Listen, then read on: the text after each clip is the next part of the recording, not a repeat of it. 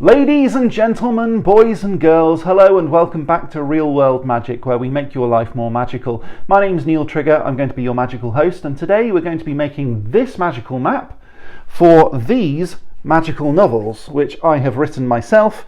They are set on a magical world, so obviously I needed some sort of fantasy magical map. You could do it for pretty much anything. This is completely free to make, and it's not free for commercial use, so I hope I get away with it.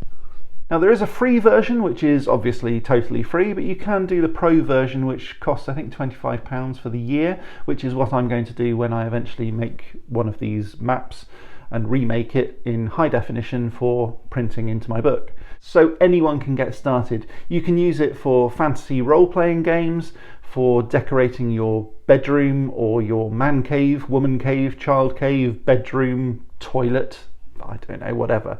So if you want a magical map like this, stay tuned, I'll show you how to do it.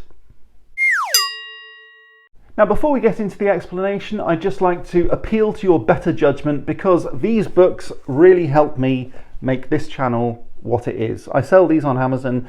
They are The Midnight Chronicles by Neil S. Trigger, or N.S. Trigger I think it is. If you search for The Weird Case of Mrs. Etherington Strange, that's the first one.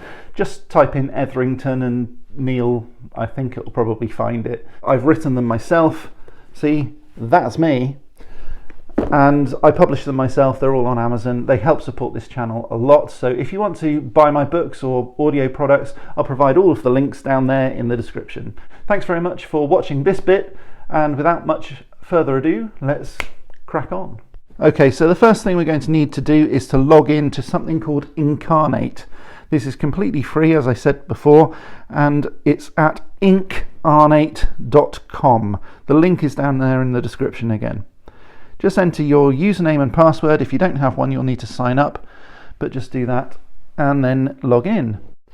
Now we start out with a basic size brush. Now you can rescale that using that little thing up at the top. It's like a sliding scale. You can resize the size of the brush. Just trace out a very basic idea of roughly the sorts of shapes that you can go for. There's also a subtract button, so you can delete stuff as well, which is really handy. Now you can add some trees around there just to make sure that you can outline the lake. That's what I've done, and the text tool says where you're going to go.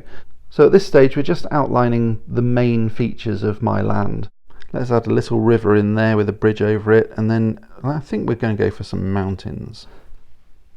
Now this is a bit of a trial and error kind of thing, so if you mess it up, don't worry about it. You can always undo it, and you can always go back.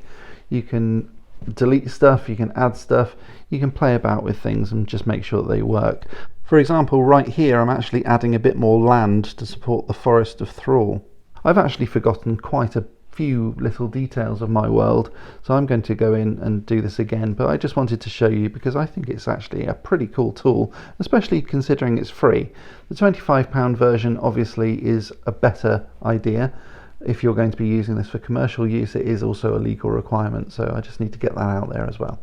Now as you can see, there's an awful lot of trees in this forest. It's called the Forest of Thrall, and that's part of the story, so I need to make sure that it's a little bit diverse as well. Lots of different types of trees, pines, orchardy kind of trees.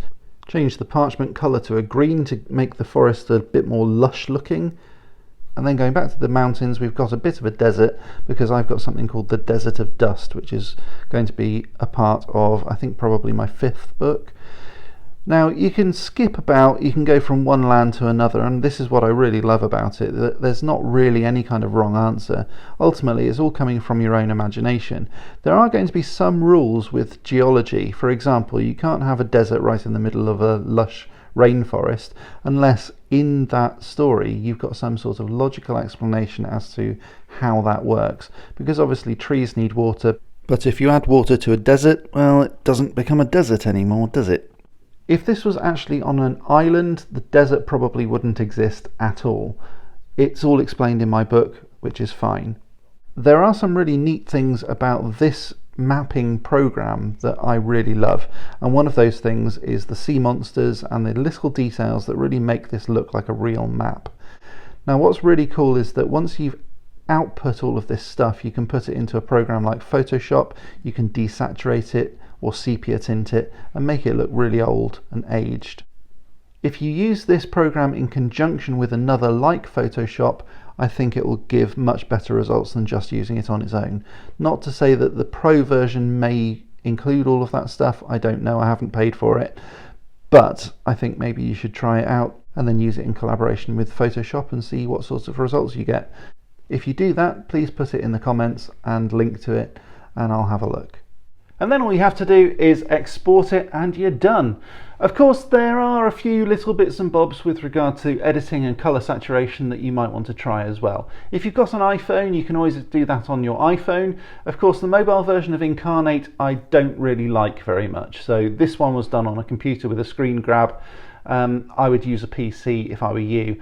But once you've got the image, if you've got a phone, you can always go into desaturate, make it a black and white image, and then add a sepia tone. You can do that on an iPhone, certainly. I don't know about the Android version, but you should be able to do something similar.